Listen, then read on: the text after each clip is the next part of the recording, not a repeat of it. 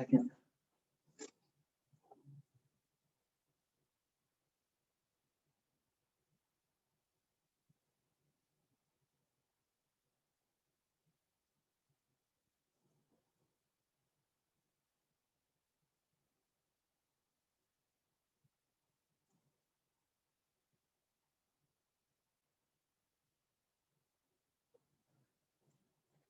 Just had to clean my glasses. Okay, all right, so let's see, share screen. And it's being recorded, right? iPad.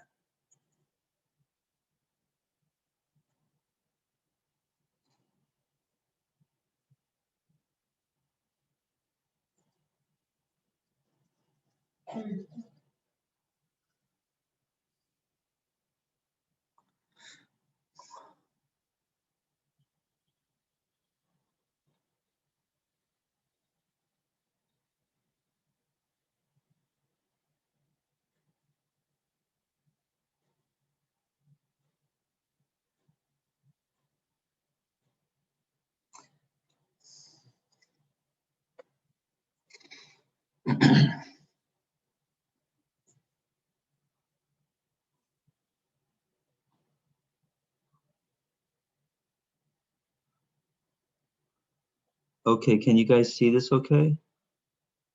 Yes. All right, so today we'll be continuing our discussion of partial wave scattering. We want to understand basically the significance of the phase shift. That's the main thing here, the phase shift. Everything is in terms of the phase shift. What does that mean? So, okay, so I started this last time, so I sort of gave you an introduction to the phase shift and everything, and but we didn't really get to the end. And so I'll just kind of remind you how this works. So basically, the point of all of this is to ask let's remember the point. I mean, we have some potential V of R, and we shoot some particle at it with some K incident, and we want to know what's the probability that it's going to go out and have some K final into a detector. And the most important thing that tells us that is the differential cross-section. That tells us the probability to scatter into the angle theta. And so that's what we know. And so we got to figure out that differential cross-section. And so we know that if we write the wave function in the scattering basis, write it like this in the scattering basis, which we derived using the Green's functions, where we solved h psi equals e psi. With the Green's functions, we see that we know that the wave function is an incident wave plus some scattering amplitude and an outgoing wave. And then the differential cross-section is equal to the scattering amplitude squared. And that's really nice. So this is a really great picture, because if I have some potential there, if I shoot a particle at it, we know that this is what happens. We have the incident wave, and then we have the outgoing wave. And the outgoing wave is modulated by this amplitude F, and that gives us the differential cross-section. So it's a very simple, beautiful picture there. But the problem is, how do we get the scattering amplitude? How do we find it? And it's hard.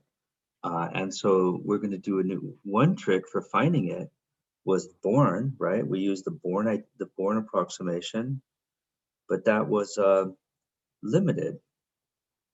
It didn't always work. It's limited for weak scattering, weak potentials, but sometimes you have a strong potential. And so we're going to learn a new technique for finding it. the scattering amplitude and for figuring out the differential cross-section. And this new technique is the partial wave analysis. And the idea of the partial wave analysis is that it's a change of basis. It's a change of basis from this, what I like to call the scattering basis, which is this. This is the scattering basis to the angular momentum basis. And so what we're going to do is we're going to write this wave function in this new form. We're going to write it as I like to do it pictorially first before doing all the equations. And pictorially, we're going to take that this wave function in the scattering basis, and we're going to rewrite it as a sum of angular momentum eigenstates. And those angular momentum eigenstates are waves, spherical waves. And they've got incoming ones, and then I got outgoing ones. Like that. And so those are the incoming ones, incoming, outgoing. And these ones are phase shifted. The outgoing ones are phase shifted. And that's why we call it partial waves, because we're adding up waves. And we look at each one individually. So a partial wave, when someone says the word partial, in this context, what they mean is for some given angular momentum. Because what we're doing is we're breaking the problem up now into all the angular momentum components. And so each component is a partial wave. That's where the name comes from. And so this is kind of a weird way of looking at it. And it's the power of it is very powerful. Although that's not obvious when you first see it. When you first see it, it just looks really weird. But the power of it is that the scattering amplitude can be written as some function of all these phase shifts. I haven't told you what that function is, but we're going to derive it shortly. And so the physics, it turns out that all the physics of the potential is in the phase shifts. And that's certainly not obvious, when you first hear it. It's not like a totally intuitive thing. I mean, after you stare at it for, 20 years, then it becomes intuitive, but it's certainly not intuitive when you first see it. And I know that from experience. And but it can be intuitive, and it is really a cool picture once you start thinking about it. And so what you gotta, the key to all of this is to sort of try to get some intuitive feeling for this phase shift and what it is. Otherwise, it just is nonsensical. So let's define the phase shift. And I did this last time, but I think it's not a very intuitive concept, so it's worth seeing it more than once. And so to define the phase shift, and what we do is let's solve the Schrodinger equation in spherical coordinates. And that's what I did last time. In which case, and I'm not going to reproduce everything we did last time, but I just want to kind of remind you to get you back in the mood for all of this spherical calculus stuff. And this is the wave function for a spherically symmetric potential, where the potential is spherically symmetric, just depends on the radial coordinate. Then we see that the wave function has a radial part times an angular part, and the angular part is just a spherical harmonic. And so the trick is always to get that radial part, like what you guys did last semester. And so you know that for the free particle, when v equals 0, then your radial component after you solve the Schrodinger equation is a Bessel function. Yay, Bessel function. And so this is the v equals 0 solution. It's just a Bessel function. V equals 0. And we have that the radial component is equal to J sub L, spherical Bessel function. But then what we do is, oh, and the spherical Bessel function, don't be afraid of them. They're pretty simple because we know that in the long limit, in the asymptotic limit, as you move away from the origin, then the spherical Bessel function is just a sine wave. So it's really simple. It's just a sine wave. And it's just sine kr. It's got this little funky L pi over 2 thing inside there, divided by kr. So it's just really just a decaying sine wave. So it's nothing complicated. But then what we do is we turn on the potential, and we turn on this potential. And so we say, okay, well, what happens if I turn on this potential? A limited, let's say it has an attractive potential with some range R naught and some depth V naught. And so let's say turn that on. And so what that does is it makes the wavelength shorter here, right? Because it is attractive, so it makes it the wavelength shorter. And so that basically sucks in the wave function in the potential region. But then outside of the potential region, there is no potential. And so I just have the free particle solution, which is just the shifted Bessel function. And so in the far regime, so this is for V equals 0, but for V not equal to 0, then we see that the radial wave function is just going to be a phase shifted Bessel function. And this is the phase shift here. It's just this phase shift, delta L, because that's the phase shift. See, and then it's the same phase shift. And so you see that if you go away from the potential, then the whole effect of the potential is to simply phase shift the solution. So it's actually pretty simple when you think of it like that, because what happens is delta L, the phase shift, is just the change in the radial wave function from the free solution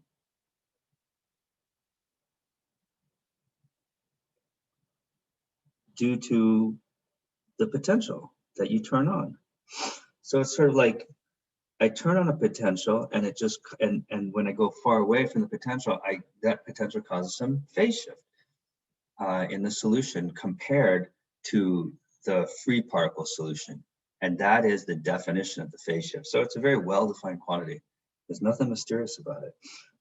And in fact, we can do some math. And let's do a little bit of math. And when we do a little bit of math, then the first one little cute little math thing to notice is that Bessel functions can be written in terms of these other functions called Hankel functions, H sub L of kr. And that might seem confusing at first, like another weird function, but it's not. It's actually very sensible, because the Hankel function is just like the exponential. And so if I go far away from the origin, then a Hankel function just turns into a dyne exponential. And I got this little L pi over 2 business in there, but don't worry about that. And so that makes a lot of sense, because you're used to thinking of sine waves, sine x is equal to 1 over 2i e to the ix minus e to the minus ix. So you guys are already used to thinking in terms, when someone says sine wave, you immediately think, oh, exponential. So you guys already understand that combination of sine waves and exponentials, complex exponentials.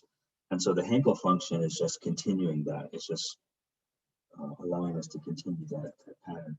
And so then we see that if I have then a spherical potential that is not zero, then you can see that we see that the radial wave function then for some potential is equal to a shifted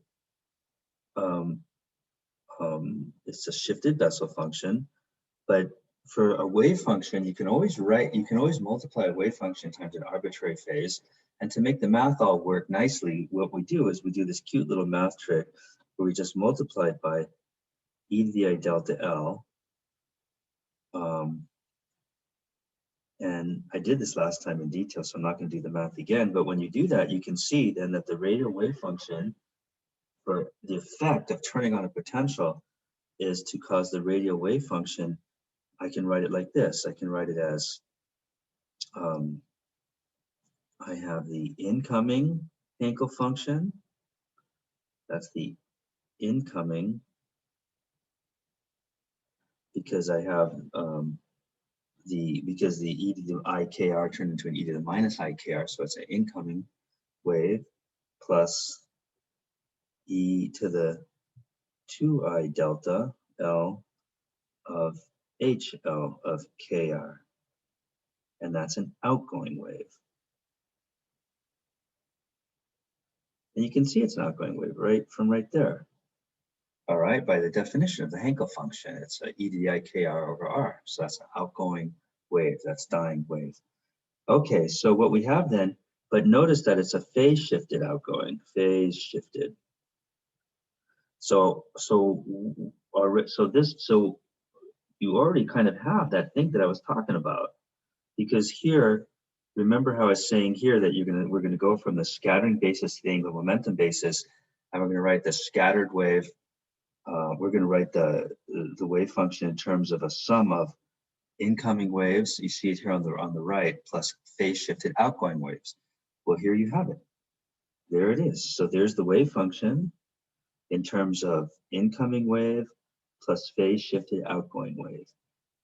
But we haven't done all the math yet. And so now what we want to do, remember the whole point of what we're doing, the whole point is to figure out the scattering amplitude. And that's going to be some function of the phase shifts. But what is this function? What is it? Okay, let's derive it now.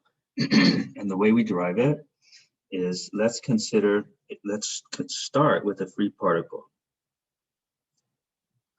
And a free particle, of course, means that your potential is zero. So let's consider first a free particle. There's no potential. And then what we're going to do is we're going to turn on the potential. When there's no potential, then I can write my wave function, my eigenstate, my eigenstate, and remember the eigenstate is the solution of H psi equals E psi. And my eigenstate for a free particle is what? Somebody tell me. What's the eigenstate of a free particle? How do we start this conversation? Now I'm asking you a question.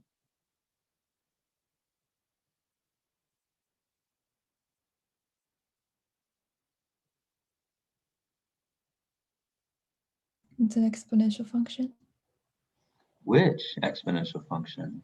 Like, is it a spherical wave? Is it a plane wave? Is it a dying wave? Plane wave. Okay, good, yeah. It is a plane wave. I mean, it depends which basis you choose. There's different ones, but the simplest one is the plane wave. So that's right. And so what you did naturally is you started with the scattering basis. The scattering basis, that's what you naturally went to, which makes a lot of sense because that's the simplest one. And so in the scattering basis, the free particle is a plane wave. Psi of k of x is equal to e to the I k dot r, a plane wave. Good. But now I'm going to do a big trick. This is the big trick, the big math trick. I'm going to convert this into the angular momentum basis, And I'm going to do that with an identity that I'm not going to derive, but is derived in various math books. For example, I think it's derived in Jackson's E&M book, C. Jackson's E&M book. And this is the big trick. And I doubt that any of you have seen this before. It's a very famous expansion though. basically I can write a plane wave in spherical coordinates. That's the trick. How do you write a plane wave in spherical coordinates? This is how you do it. A plane wave in spherical coordinates is a sum over all angular momentum of I to the L, 2L plus 1, piece of L of cosine theta. And what's p sub L? Somebody tell me, what's p sub L? You've seen that before. The Legendre polynomial. That's right. Our old friend, Legendre.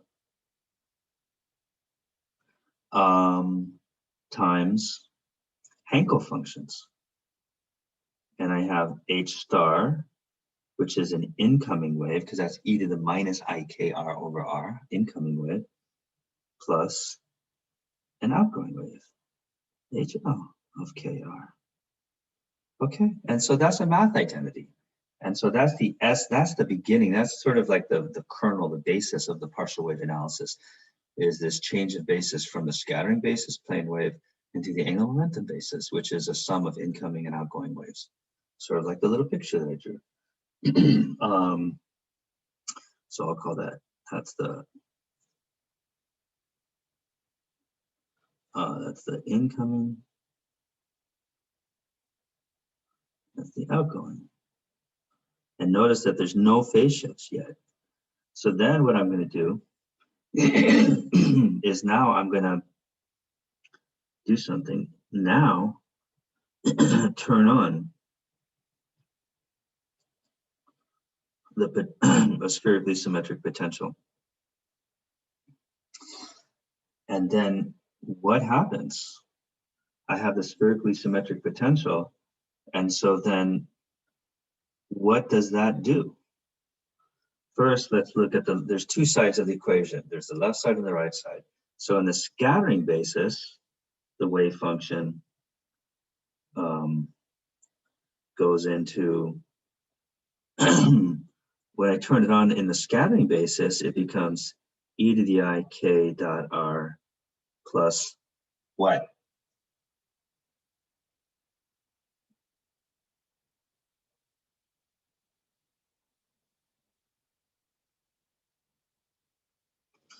What goes above the little line?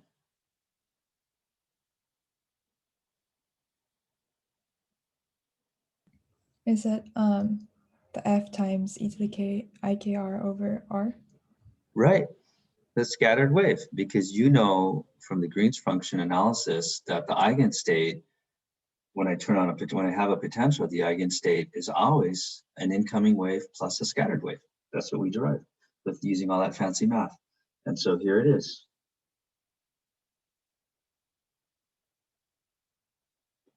That's right.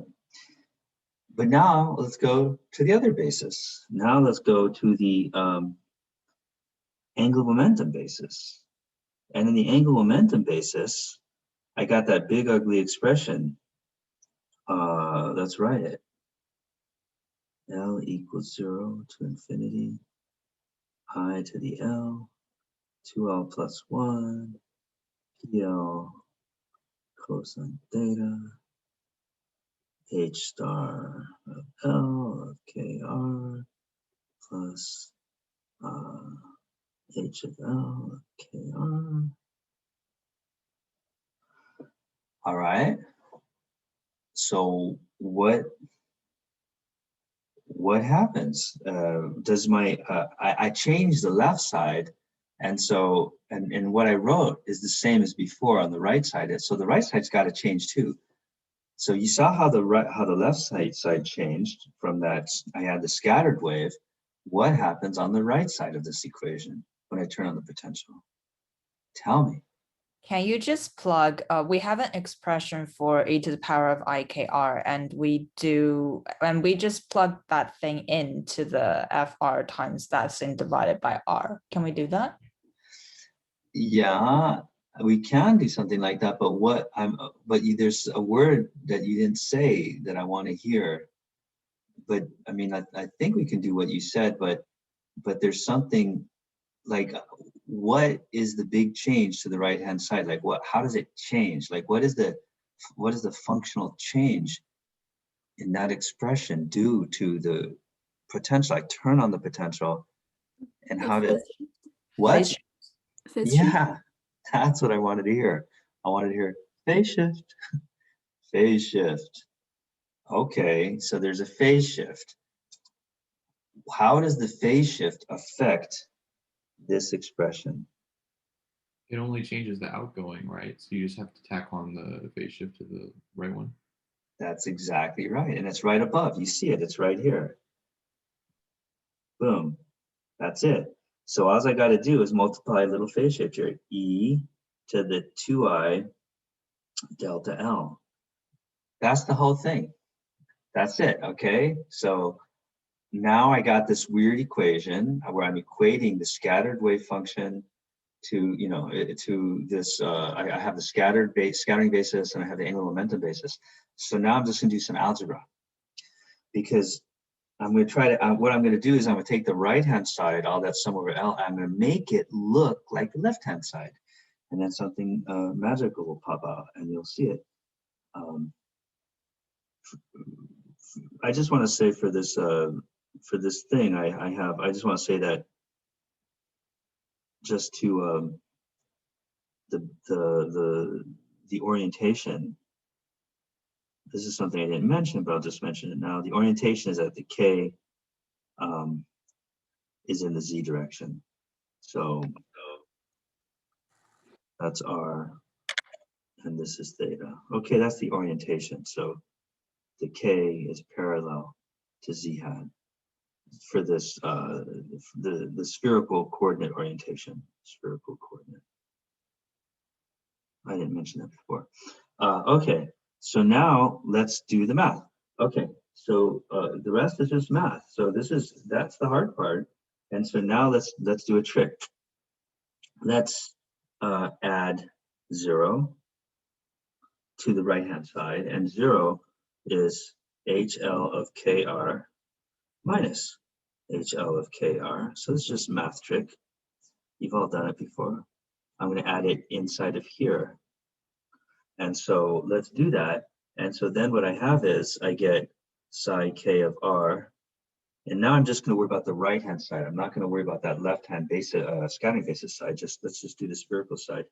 And when I plug that in, then what I'm going to get is 1/2 sum over L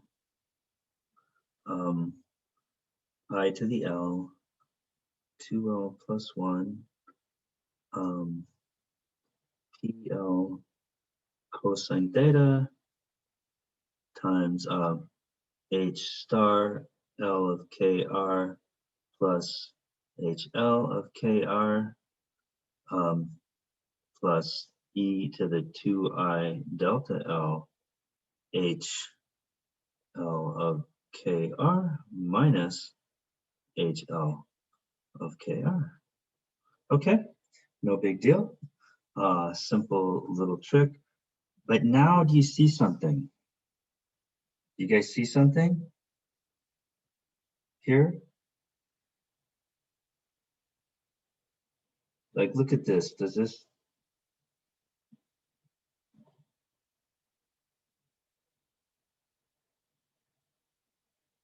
I'm going to write it like this. Plus. When did we get the factor of 1/2 out front? Good question. Let me trace that down.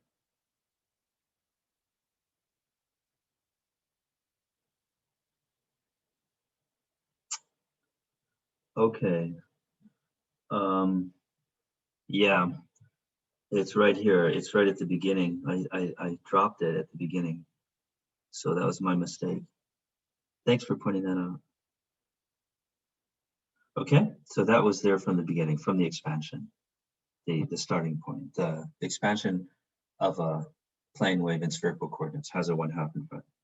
Okay, so let's keep going. And so now this thing is equal to something mysterious, not really mysterious, but I want you to figure out what it is, times 1/2 sum over L to infinity,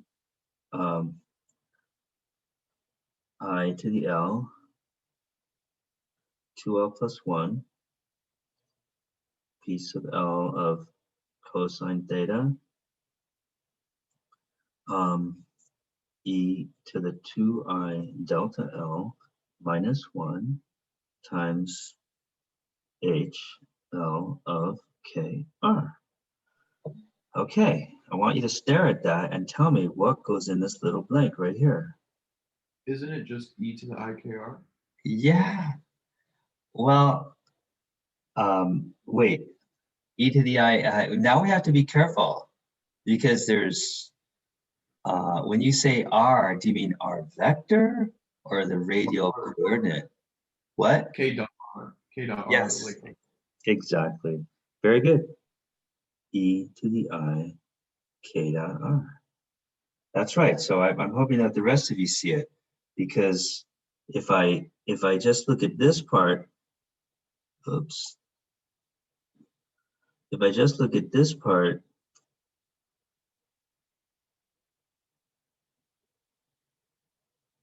then it's exactly equal to this part. Okay, I just want you guys to see that, all right? So I'm hoping you see that.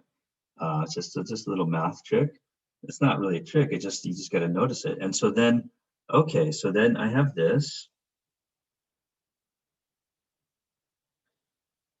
Psi k of r. And so now I got, so this is looking kind of interesting because I got psi k of r is equal to an incident wave plus a big ugly mess. Let's take a closer look at the big ugly mess. And let's notice a few things. Let's notice first that, let's just go down the road. Let's first notice that I to the L, which is right here, is equal to e to the I pi over 2. You guys all know that, to the L, right? Because I is e to the I pi over 2 to the L, so that's e to the I L pi over 2. Okay, so that's simple enough. Now let's keep going down the line and let's take a look at this thing. And let's notice that e to the 2I delta L minus 1 is equal to e to the I delta L times e to the I delta L minus e to the minus I delta L. All right, just a little math identity, but I think it's pretty obvious when someone writes it out for you. Okay, you kind of see it, and then that's equal to e to the I delta L times 2I sine delta L. Okay, so let's plug that in. So that's going to go in there. So here, you see, I'm going to plug in e to the I L pi over 2 into there. And here, I'm going to plug in e to the I delta L 2I sine delta L. And then for the Hankel function, we just have to remember that Hankel functions in the asymptotic limit, and we're always most interested in the asymptotic limit, the Hankel functions are equal to e to the I kr minus L pi over 2 over I kr. All right, so we just notice all those things. And so, but now as we multiply all these things together, we notice that we get some cancellation. Because look at this, I got an I L pi over 2 here, but now I got a minus I L pi over 2 over there. So I want you guys to see how those cancel. They cancel. They cancel. Let's see, what else can I cancel? Oh yeah, look, I got an I here, and I got an I here. They cancel. Ba-ba-ba-bum, ba-ba-ba-bum. All right, that's pretty nice. Let's see, does anything else cancel? I got a 2. Oh yeah, I see that this 2 here cancels this 2 here. So now that annoying 1/2 goes away, and I cross it up there. And so that's pretty good. So now let's but I do have that k still there. So now I can rewrite the whole thing. Psi k of r is equal to e to the I k dot r plus, now that 1 over k is still there. I still got that 1 over k left, 1 over k. I still got that sum left, L equals 0 to infinity. And that 2L plus 1 is still there. 2L plus 1 is still there. And of course, that Legendre polynomial is still there. Couldn't cancel that. But, and that phase shift thing, that phase shift is still there. I still got the phase shift, you know, there's a phase shift there and there's a phase shift there. Those guys are still there. E to the I delta L sine of delta L. But notice that here from the Hankel function, it no longer depends on L. The L went away because the L was just in that L pi over 2 and it went away. It canceled with that little prefactor. And so this whole thing, I can pull the Hankel function or what's left of it outside of the sum.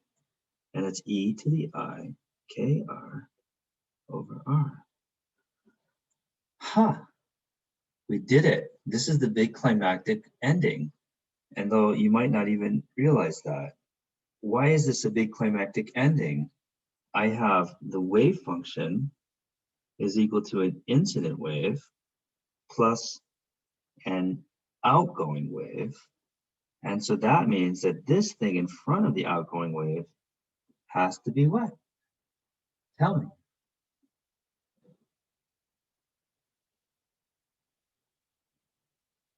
The function. Say it again, the what? The FR. Right.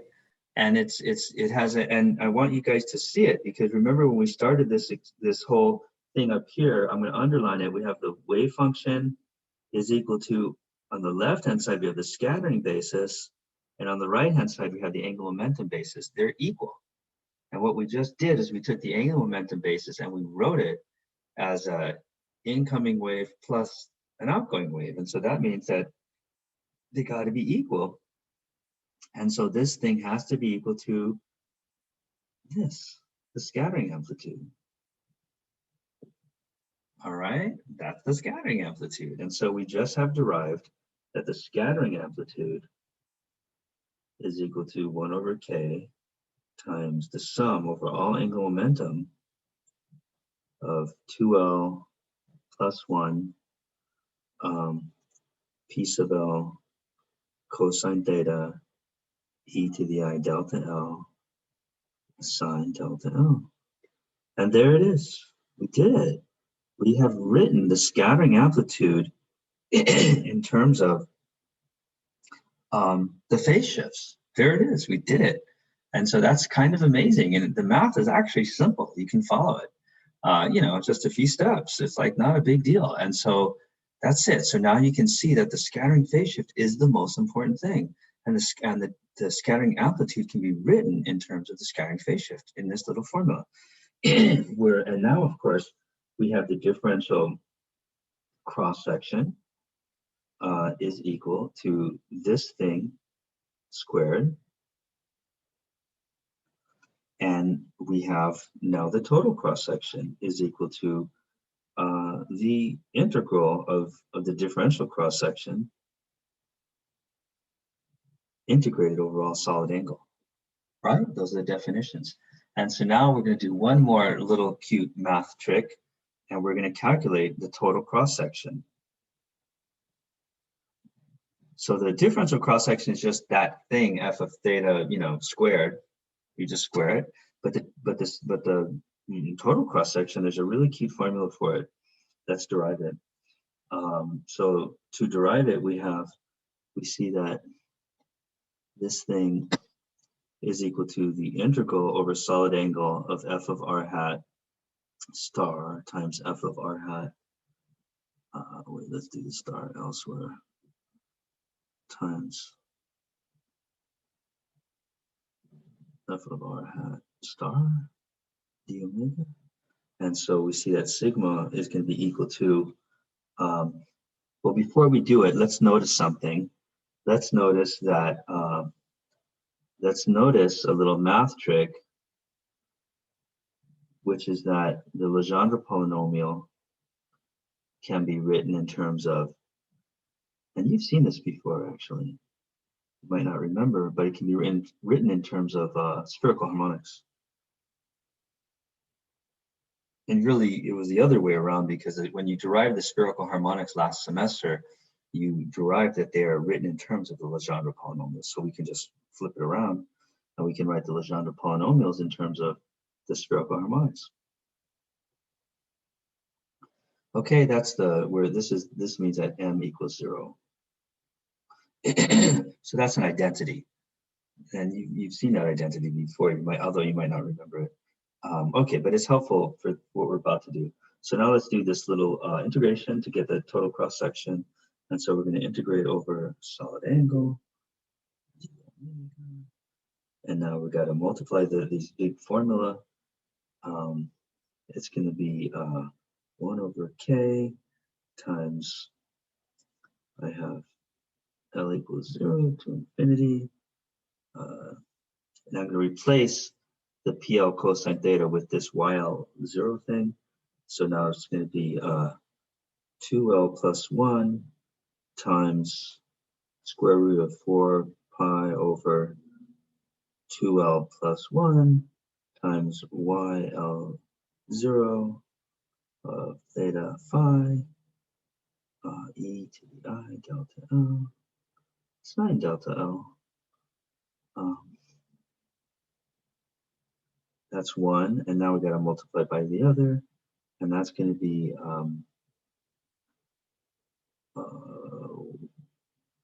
I guess I'll turn this into 1 over k squared, because there's another 1 over k, and that's going to be the sum. But now I got to do L prime because I have two sums. So that's like a little math thing that you all know. And I have, it's going to be 2L prime plus 1 square root of 4 pi over 2L prime plus 1 times YL prime 0 theta phi star e to the minus I delta L prime times sine delta L prime. Okay, does that look right? So that's it. But now I'm going to use this. We're going to use this, our little trick, and you can already see it. Maybe some of you can see it, because in that, when we do that integral, this is what we're going to have. In the integral, we're going to have a YL0 of theta phi integrated up against a Y star L prime of 0 theta phi, and that equals what? Tell me.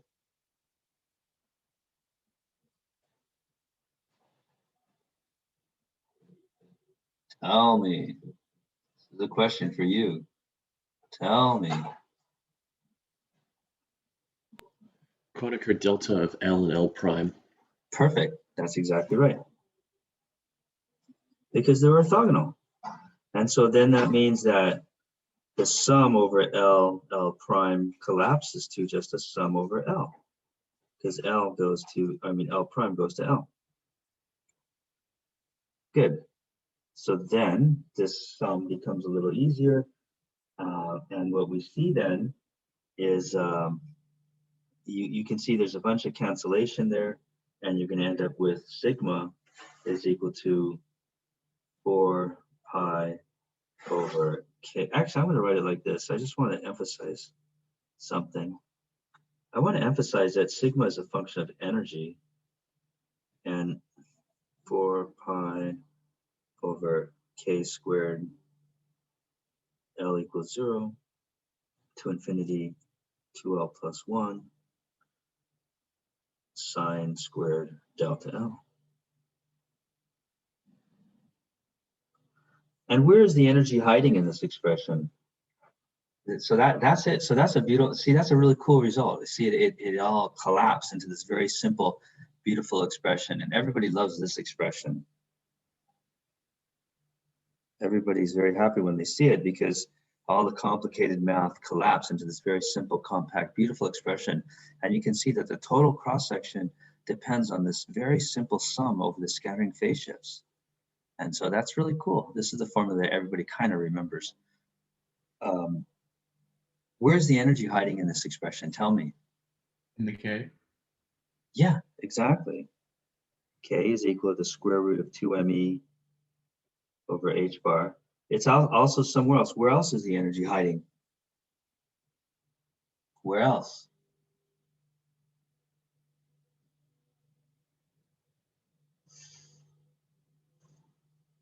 Where else? There's not much else. Come on.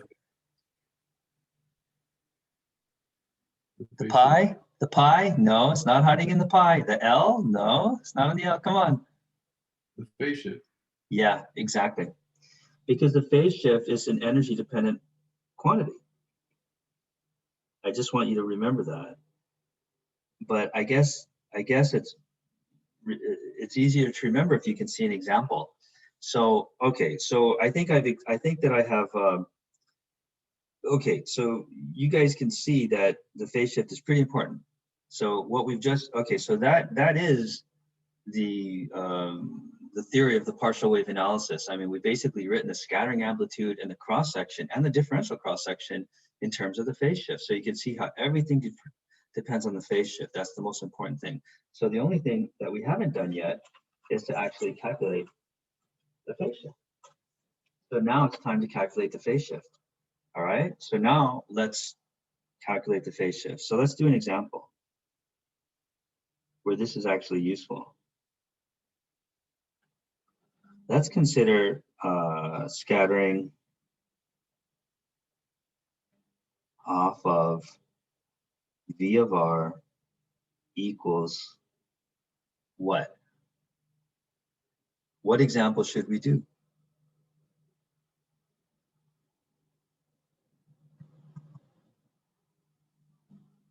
Let's solve a problem. What problem should we solve? Is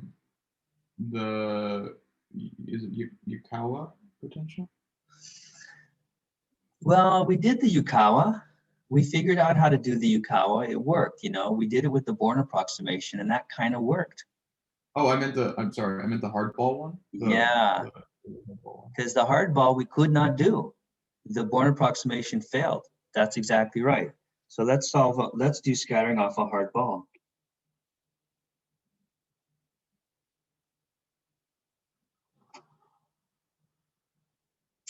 So that means that V of R is equal to infinity for R less than or equal to R naught, and it equals 0 for R greater than R naught.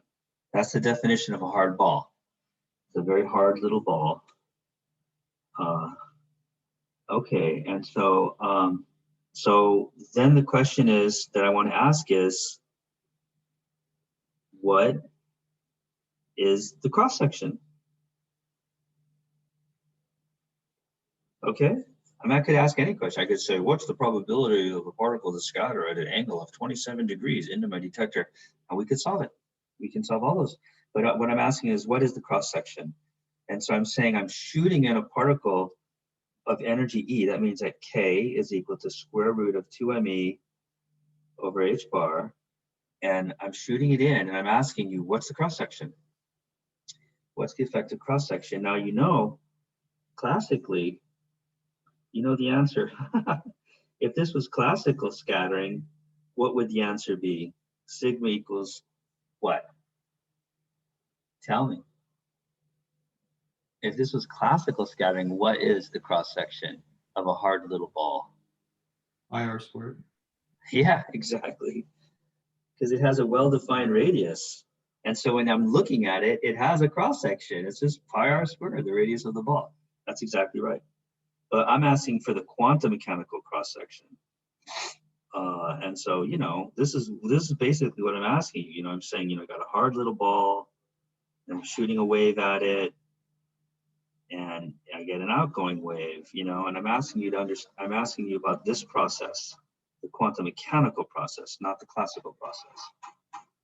So this is the quantum mechanical process. Okay, so let's solve this problem. We know that we already tried the Born approximation, you know, where, you know, d sigma, d omega is proportional to k final, v, k initial, but that goes to infinity, right? That fails. We can't do the integral. The integral diverges. So that fails. So we have to use partial wave analysis. Partial wave analysis. And for the partial wave analysis, we know already that, you know, there's the cross section. We have a beautiful little formula for it, okay? It's this very trivial formula in terms of the phase shifts. And so the hard part of the partial wave analysis is to find those stupid phase shifts. So we got to find the phase shift. Must find, because once we find the phase shift, we just plug into that little formula and we're done. Must find phase shift. So let's find the phase shift. And right now you're thinking that you have no idea how the hell do you find a phase shift? But let's find it. It actually turns out to be quite simple because you just have to remember the definition of the phase shift. The definition of the phase shift is how does the radial wave function change at infinity compared to the v equals 0 wave function. And the v equals 0 wave function we know is just a Bessel function. So that's the question we have to answer. We have to, so basically we have to find the radial wave function. We have to find the radial wave function, and then we have to look at the limit as r goes to infinity of the radial wave function, and hopefully it will be of the form JL of KR plus something, you know, I'll call it delta, for lack of a better word, phase shift. And then we will have to, then we will pluck it out. That's the strategy. So we gotta, and so we gotta find the radial wave function. Okay, that's what we gotta do. How do we do it? What do we do? What do we do now? Somebody tell me.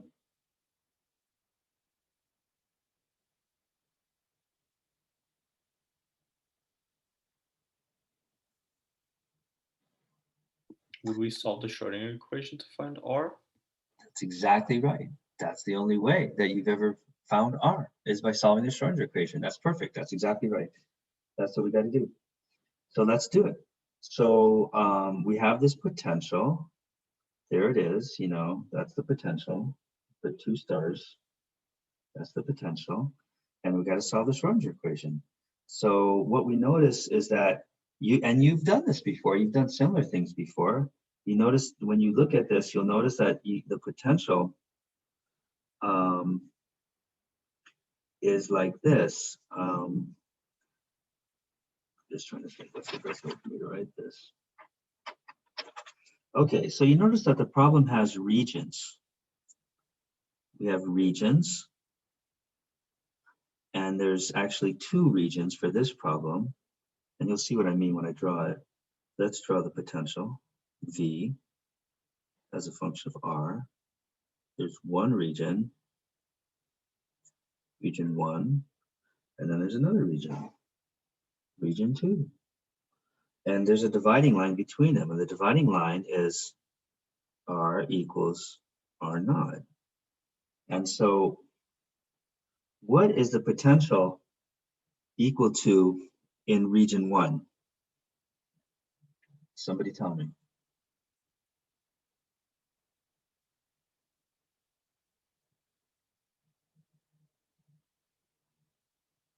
There's the potential at the top of the page. What is the potential equal to in region 1? Infinity. Yes. What is R equal to in region 1? If V equals infinity, what's R?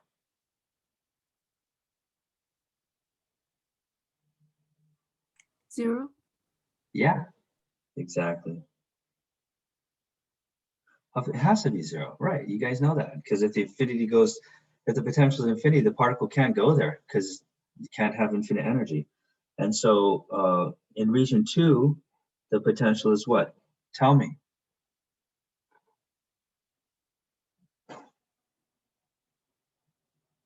Zero. Exactly. It's free in region 2. And in R, do you know what R is in region 2? It's a free particle. So what's R?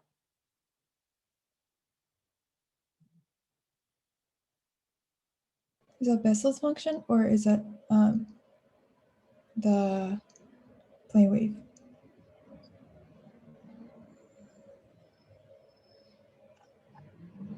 Yeah, I mean, Bessel, that's what we've been talking about, right? Free particle radial wave function is a Bessel function. That's right. It's a Bessel function.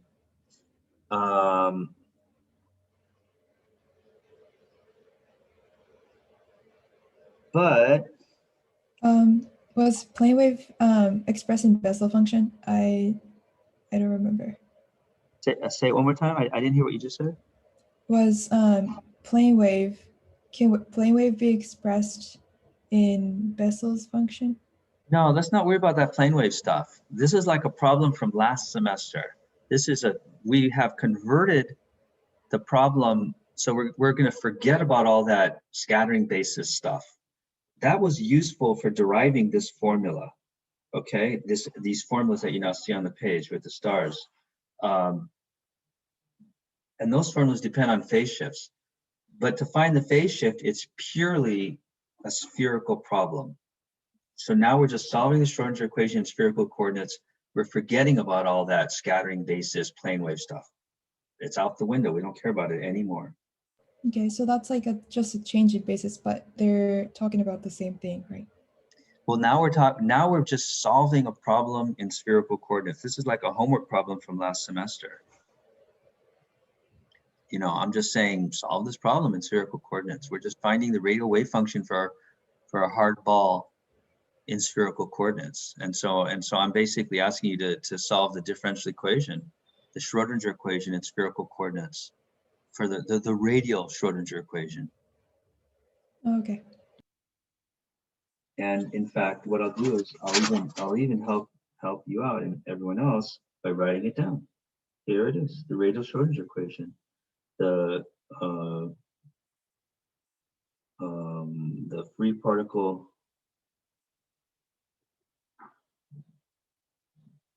I won't say free particle, I'll say V equals 0 radial Schrodinger equation. It is this, negative h bar squared over 2m 1 over r squared ddr r squared ddr r of the EL, which is a function of r, plus h bar squared L times L plus 1 This is the centripetal potential to mr squared r e L of r equals e r e L of r. There it is. And so now I'm asking you to solve that differential equation in region 2. And you said Bessel function, and that's pretty good because that's correct. But it's not the full answer. It's like sort of partially correct. You're sort of missing something. So basically, this is the Schrodinger equation in region 2 because the potential is 0. And so this is the V equals 0 Schrodinger equation, or radial Schrodinger equation. And now I'm asking you to solve it. So I'll give you 3 seconds to solve that in your head. 1, 2, 3. Okay, now what's the answer? How hard could it be? Look how simple that equation is. Simple little differential equation. Surely you should be able to solve it in your head in 3 seconds. Somebody tell me the solution to this differential equation.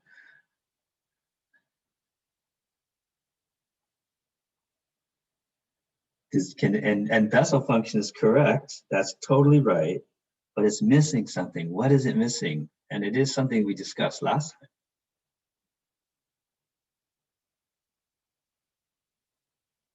Is it the phase shift? There will be a phase shift. You're totally right. This is going to give us a phase shift.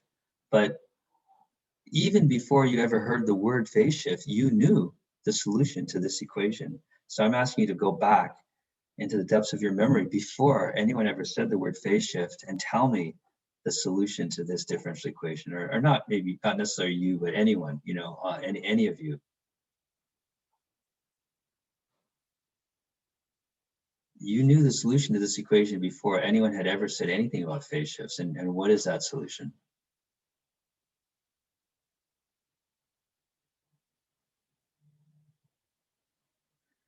Well, let me try to remind you, because, you know, it's a second order differential equation. And if I had done this in Cartesian coordinates, it would have been much simpler.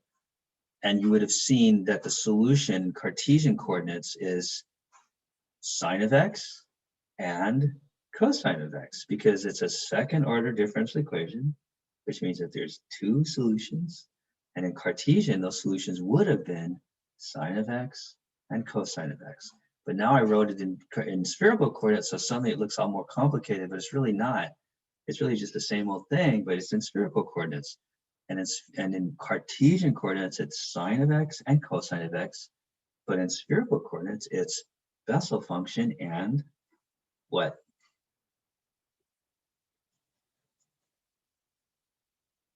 Neumann function. That's right. That's exactly right. That's the solution. And it's I just want you to see it's just like sine of x plus cosine of x. It's exactly the same thing. That's why it's actually not so hard. So the solution is going to be alpha. Oops. It's going to be alpha of L plus, then there'll be some constant, because, you know, in a solution there's always a constant, plus beta L of the Neumann function. Now, normally you ignore the Neumann function because the Neumann function, the limit of r goes to 0 of the Neumann function is equal to, or is proportional to 1 over r to the L plus 1. So normally, so even for L equals 0, there's still a 1 over r component to the Neumann function. And so it goes to infinity. And so that's why we always drop it. But notice that now region 2 does not include the origin. So we cannot drop it. We have to keep it because it does not diverge in region 2. So it is a valid solution. We cannot drop it. That's sort of, and you guys have seen that kind of reasoning before. Standard sort of differential equation reasoning. Okay, so that's our solution.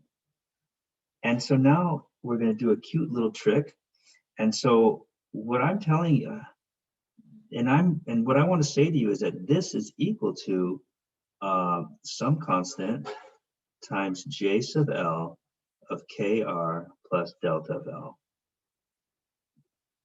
And then the question is, what is delta of L? Because for this whole thing to work, you need this solution to somehow be equal to this. But it doesn't have to equal this everywhere. It only equals this value where in space. I have to take this solution, which we just wrote down, and I have to evaluate it where in space. At infinity? Yes, at infinity, that's right. I need the limit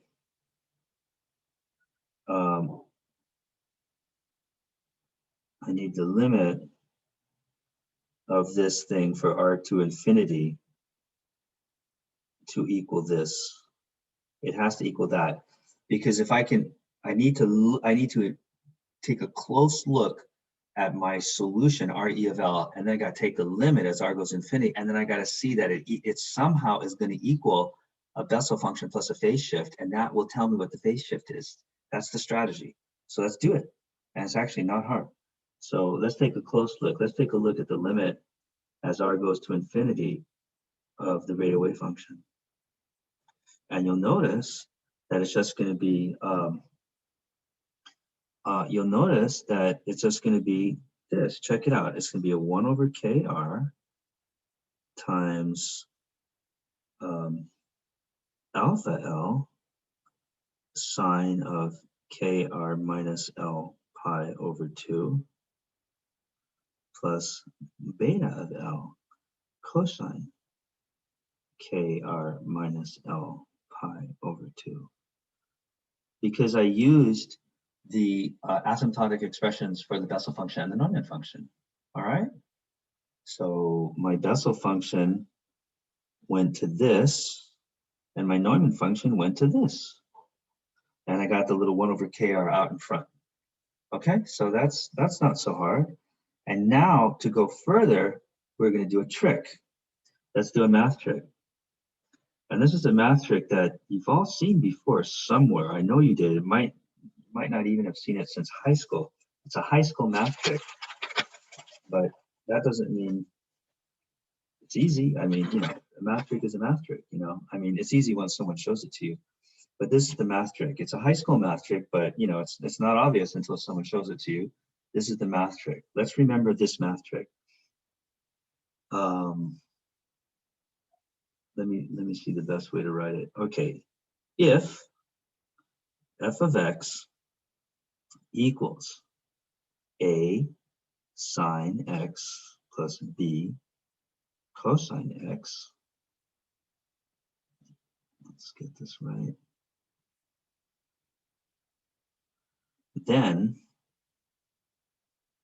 f of x also equals g sine x plus delta. Oh my God, delta! Woohoo! So excited. Where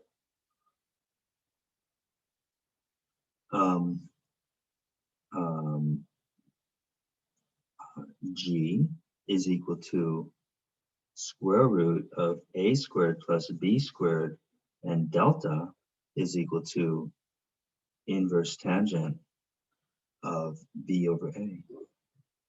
Okay, so this is a high school math trick that you've probably all seen before, although you might not remember it. It's actually very simple, but it's really important here. And so let's just derive it really quickly, because to derive it, it's really easy to derive. You just say f of x is equal to g sine x plus delta, and you just expand it out. And you see that's g, and then that's sine x cosine delta plus cosine x sine delta. So that's equal to g cosine delta times sine x plus g sine delta times cosine x. And so for these things to be equal, then you can see that this little guy is equal to a, and this little guy is equal to b, And so then you have, then from that, you can see that a squared plus b squared is equal to g squared cosine squared delta plus g squared sine squared delta is equal to g squared. So then we get the g is equal to the square root of a plus b, a squared plus b squared. And if I have a equals g cos delta and b is equal to g sine delta, then you see that b over a is equal to tan delta. And so then delta is equal to inverse tangent b over a. Okay, so I just derived that for you. It's like, that's like a high school proof, but I just want you to see it because we're going to use it here and it's so important. Because now what we can do is we got right here, it's the equivalent. That's the A is the alpha and the B is the beta. And so from this little high school math trick, we get our answer because now we can see then that we can now see that the limit of REL of R as R goes to infinity is equal to, it's going to be equal to square root of alpha sub L squared, that's the G of my little trick, over KR times sine of KR minus L pi over 2. I'm just plugging into this little formula we just derived, little high school formula, plus delta L, where delta L is equal to the inverse tangent of, I made one little mistake here. When I did this asymptotic limit, let me just fix this one little mistake I made. This was minus beta sub L, because for the Neumann function, there's a minus sign there. Okay, so delta FL is inverse tangent of what? I want someone to tell me. This is the answer. This is the big climactic moment. The phase shift is equal to what? I'll give you a hint. It's a ratio, something over something. What goes on top? What goes on bottom? Negative beta sub L over alpha sub L. Perfect. That's exactly right. That's the phase shift. You got it. Okay, but what's beta sub L? What's beta sub L and alpha sub L? It always seems like we're pushing the problem a little further. We're rolling the ball down, but we're almost done. We almost have it. How do I get if I could only get alpha L and beta sub L, I'm golden and we're done. How do we get it? Can you guess? How do we get alpha and beta? And what are alpha and beta? Let's try to remind ourselves. Here they are. Look, I see, here I have the two regions. I'm going to put a little box around it. I got two regions. In region 1, the radial function is 0. In region 2, the radial function is equal to a Bessel function plus a Neumann function. But the Bessel function has this unknown factor in front, alpha L, and the Neumann function has an unknown factor, beta sub L, in front. How do I find those unknown factors? And you've all done this 100 times. You know the trick. What is it? Tell me.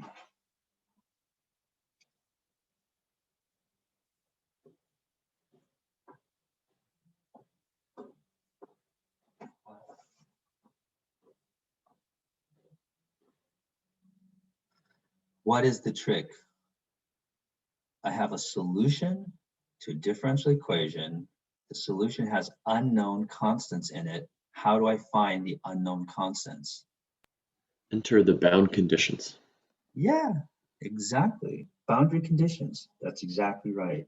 The boundary conditions. Perfect.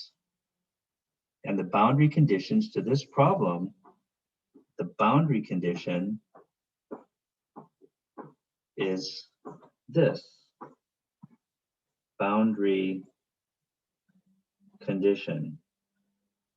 Well, you did this last semester, so you know these boundary conditions.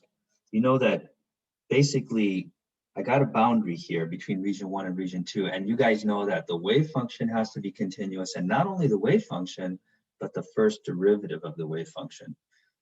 Those two things have to be continuous. So let's do the wave function. And so on the left-hand side, the wave function is 0. And so on the right-hand side, we know that the wave function on the right-hand side, REL of R naught in region 2 is equal to what? 0. Yes, because the wave function has to go to 0 at the surface of the hard ball. Because it's a hard ball, I can't go into it. So the wave function has to die to 0 at the surface. That's it. And so let's just plug that in. So here's the wave function, R of 0, R of L equals alpha L J of L, blah, blah, blah. And so let's just plug it in.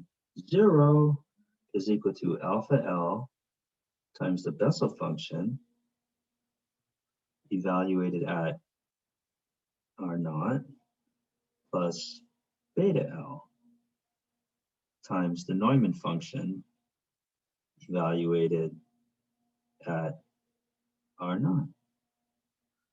And so then that's it. So now I have this little equation, and I see then that negative beta sub L, eta sub L of K R naught is equal to alpha L, J sub L of K R naught. And so then I see negative beta sub L over alpha sub L is equal to JL of K R naught over beta L of K R naught. And there I have it. That's it. So then that's what we needed. So then I see that delta of L, the phase shift, is equal to the inverse tangent of negative beta over alpha, which is J sub L of K R naught over eta sub L of K R naught. And that, my friends, is the phase shift, the sneaky little phase shift. We got it. And that's it. And I want you to see that, J sub L is a Bessel function, so that's a known function, like sine. Eta sub L is the Neumann function, so that's a known function like cosine. And R naught is known, that's the size of the potential. K is known because that's just the energy, K. That's it, we got it. And so we got the phase shift. And so now we know now we know the total cross section, because the total cross section, which is a function of energy, is equal to 4 pi over K squared times the sum of L equals 0 to infinity times 2L plus 1 times sine squared delta of L, where delta of L is that thing. So we're done. We did it. Yay. Now, many of you are looking at this and you're probably thinking, oh, well, that's still pretty complicated looking, but I mean, at least we solved it. We got a closed form solution. It's an exact solution also. We really didn't make a single approximation here. But now let's make some approximations, because you still don't fully appreciate the power of the phase shift. And there's even better things about the phase shift than what you even have seen, because what happens is, it turns out that you might still think that this is inconvenient because I have to take a sum from L equals 0 to infinity. But there's a really beautiful thing, which is that usually there's an L max. Usually there's a maximum L, and you only have to take the sum from L equals 0 to the L max. And usually the L max is pretty small, depending on the details. So let me show you what I mean. And that's why, so usually we only have to worry about a couple of phase shifts, like, the L equals 0, the L equals 1, the L equals 2. Usually we don't have to do all the phase shifts. Let me show you what I mean by that. So for hardball scattering, hardball scattering, let me ask you this question. What is the cross section for low energy? Now, low energy means energy goes to zero, but what it means also is another way of thinking about it is K R naught is much less than 1. Because as you go to low energy, your wavelength gets longer, and to be a low energy means that your wavelength is really long compared to something. Well, in this problem, what is there to compare to? The only thing to compare to is the radius of the ball. So that means that your wavelength, your de Broglie wavelength, is much bigger than R naught. That's what low energy means. And so now let's do this. And so what we do is we take a look at the phase shift, delta L. And delta L is this, let's do it like this. We can write tangent of delta L is equal to J sub L of K R naught, the little formula that we just derived, times eta sub L of K R naught. And so what we're doing is we want to take the limit as K R naught goes to 0 of that. And so let's do it, because we know what the asymptotic expressions are for the Bessel function and the Neumann function. We just look it up in a book. And so we can write that expression. Now I'll make wiggly signs. It's approximately equal to, when you look it up into a book, for the asymptotic expressions, you get this expression. You get K R naught. And I even wrote them all down in a previous lecture. And here you get on the bottom, you get negative 1 times 3 times 5, all the way up to 2L plus 1 times 1 times 3 times 5, all the way up to the absolute magnitude of 2L minus 1. And then you'll notice then that you'll notice that in the limit, for the limit of K R naught goes to 0, this thing is really small because it has a K R naught on top. So this thing is small. And so you'll notice then that if this thing is small, then that means that it's really small. And so that means that the tangent of the phase shift, if it's really small, is approximately equal to the phase shift. Since sine x goes to x and cosine x goes to 1 for small x. And so then we have that the phase shift, so I just want to finish this off, is proportional to K R naught over 2L plus 1. But I want you to see, if K R naught is really small, then that means that all the phase shift equals 0 except for what? Not 0, but they're all really tiny. Which is the biggest one? I'll say goes to 0. For all L except for L equals what? Can you guess? L equals 0. Yes. So the point is, all the phase shifts are tiny, tiny, tiny. And the only one that's not completely insignificant is the L equals 0. So the L equals 0 phase shift dominates. And when you plug in L equals 0 into this formula up above, then you get an exact expression. Delta L is equal to K R naught for L equals 0. And so then we see that the total cross section is equal to, where was that formula? Yeah, it's this. So the total cross section is equal to this sum, it's equal to this sum up here, but the sum is only, I can ignore the sum except for the L equals 0 component.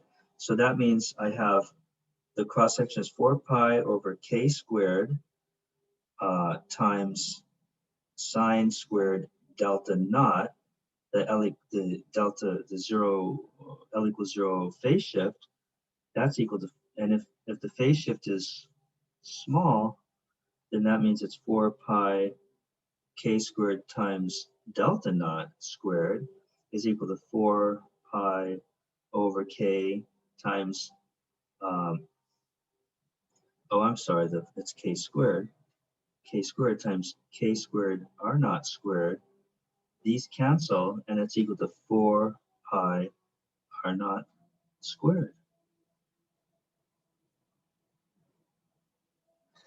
And that's the cross section. So so it goes to this very simple, beautiful result. And I just want you to see, like, it's a ball of radius r naught. And so this is actually a famous expression, because normally the 4 pi r naught is the surface area. And so for diffraction at very long wavelength, the waves wrap around things. And so what's happening at very long wavelength is the waves are wrapping around, they wrap around that thing before so they wrap around and then they scatter out. And so the waves see the whole surface area. And that's why the cross section goes to 4 pi r naught squared. That's an intuitive way of looking at it. Okay, that's enough. Bye-bye. Sorry for going over. I wanted to finish that off though. Okay, bye-bye.